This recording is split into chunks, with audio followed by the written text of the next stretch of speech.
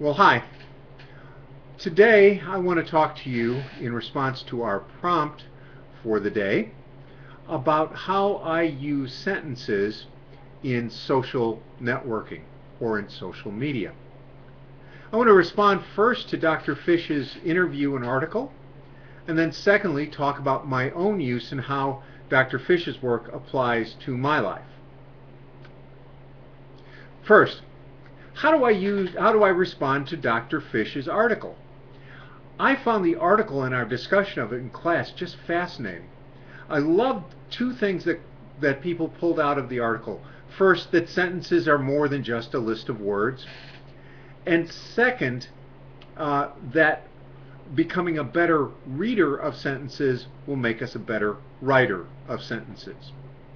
I thought that Dr. Fish's focus on the sentence level clarity, on something that you might think was handled in elementary school or at worst at secondary school, was kind of refreshing, actually.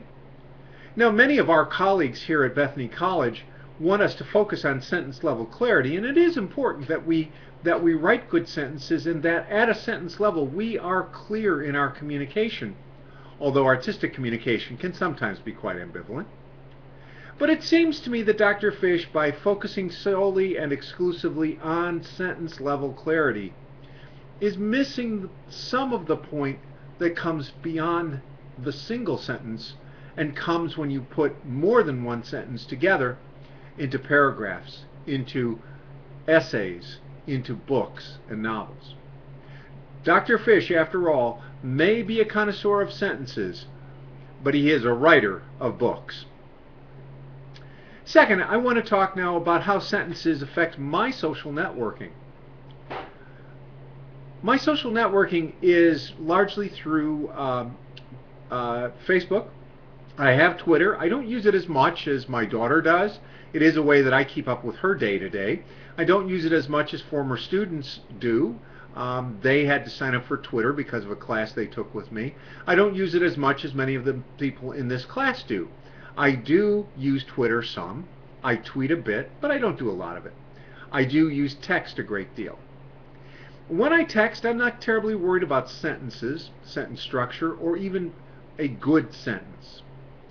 But that's not my only social media. That's not my only social network. Here on YouTube, I have several hundred videos, and for most of those, the sentence is not important at all. For most of my videos, the image is far more important than the sentence.